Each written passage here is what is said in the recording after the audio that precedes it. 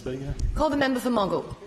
Madam Speaker, I rise to address the debate on the Debt Reduction and Savings Bill 2021. And I've been listening intently to the contributions of many Labor members opposite here. And if we look back to the Beattie and Bligh years, it's the Labor Party, Labor governments that have sold assets here in Queensland. And if you remember the Queensland motorways, there was $3 billion in 2011. There was the Port of Brisbane, $2.1 billion in 2010, Brisbane Airport, $289 million in 2008, and there's a long list, Madam Speaker, that we could go through, but time won't permit us to go through all of the asset sales under those Labor governments, under the failed Beattie and Bligh years. And now we're looking at a bill here, Madam Speaker, that won't achieve what its title is to be. So, Madam Speaker, on the 25th of March this year, the Labor Treasurer introduced into the Queensland Parliament the Debt Reduction and Savings Bill 2021. And this legislation was subsequently referred to the Queensland Parliament's Economics and Governments Committee for further examination, with the committee's report tabled on the 14th of May 2021. Madam Speaker, this omnibus legislation before the House seeks to amend or repeal 18 separate acts and regulatory instruments across multiple portfolio areas. Ostensibly, Madam Speaker, the Labor Treasurer wants Queenslanders to believe that by merely including the words debt reduction and savings, it will somehow deliver on its title, whereas this is simply not the case. Madam Speaker, the specifics of this legislation merely entrench Labor's failed voodoo economic strategy for Queensland. And as I've said a number of times in this House, often in budget and reply contributions, the Palaszczuk State Labor government's only economic strategy for Queensland is one that is merely a strict exercise in smoke and mirrors.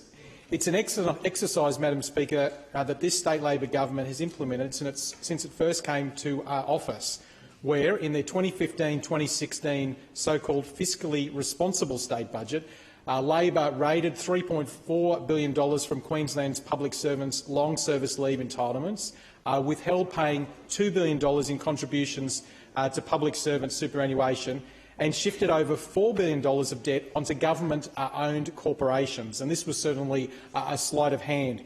It was a shameful decision that has continued throughout the tenure of the Palaszczuk State Labor government, and I'm disappointed to say, Madam Speaker, as previously highlighted by the LNP's Shadow Treasurer, Labor has raised over $12 billion from public servant superannuation and government-owned corporation balance sheets.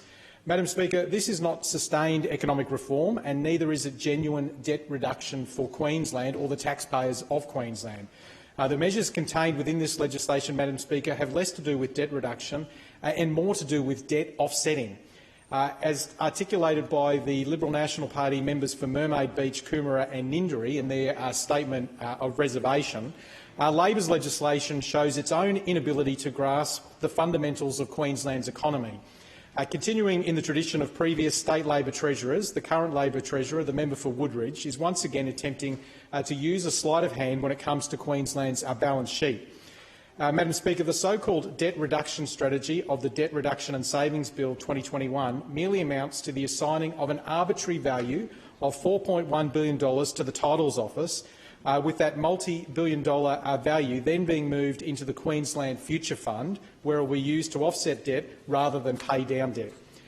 Incredibly, but not unsurprisingly, Madam Speaker, Labor is not being transparent with Queenslanders as to how this $4.1 billion valuation of the Titles Office was determined. Queenslanders have every right to be sceptical of the Palaszczuk State Labor government and its treasurer, given that the Titles Offices of both New South Wales and Victoria are valued at $2.6 billion and $2.85 billion respectively. Madam Speaker, as for the supposed savings that are to be delivered through this legislation, the total savings that have been identified to date by Labor would be laughable if it weren't so serious. In the Labor Treasurer's introductory speech on this legislation, the Treasurer proudly boasted that the state Labor government was doing its part to restore Queensland through its savings plan, which would target $3 billion in savings over 4 years. It was later revealed in evidence presented to the Economics and Governments Committee that so far only $3 million in savings could be identified. It's simply not good enough, Madam Speaker, for the state Labor government to suggest that the $3 million in identified savings sends a strong signal to Queenslanders and the public service that the state Labor government is serious about saving Queenslanders' hard-earned taxpayer dollars. It's unbelievable, Madam Speaker, and particularly in view of Labor's history of wasted taxpayer dollars in pursuit of its own agenda. And as we saw during the last term with the renaming of the Lady Salento's Children's Hospital, the wastage of money there, and also through the Labor state government's sheer mismanagement of various IT project rollouts across various departments.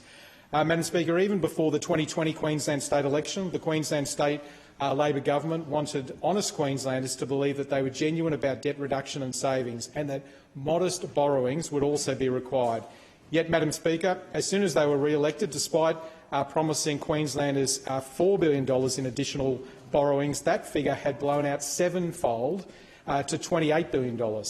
Two-thirds of that new debt, Madam Speaker, is being used to cover the day-to-day operational expenses of the state Labor government, rather than being invested in the vital infrastructure that local communities desperately need. So Queenslanders need to understand, Madam Speaker, that the government here is borrowing to keep the lights on, to pay for recurrent day-to-day operational expenses and not investing in the vital infrastructure that we need. And, Madam Speaker, nowhere is that more acutely seen than in the western suburbs of Brisbane and the electorate of Moggill.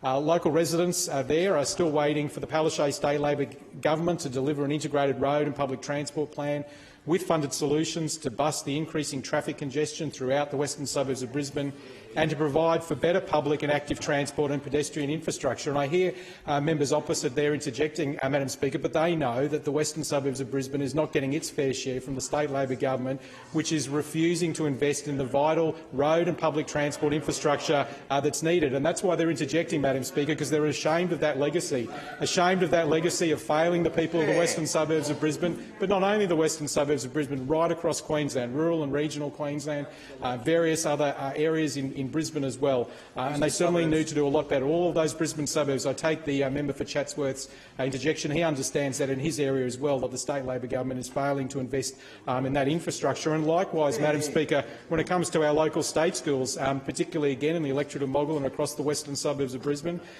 we're still in desperate need of additional and enhanced educational infrastructure, particularly Kenmore State High School, with the state Labor government consistently failing to deliver modern, dedicated, purpose-built learning environments for local students, teachers and staff.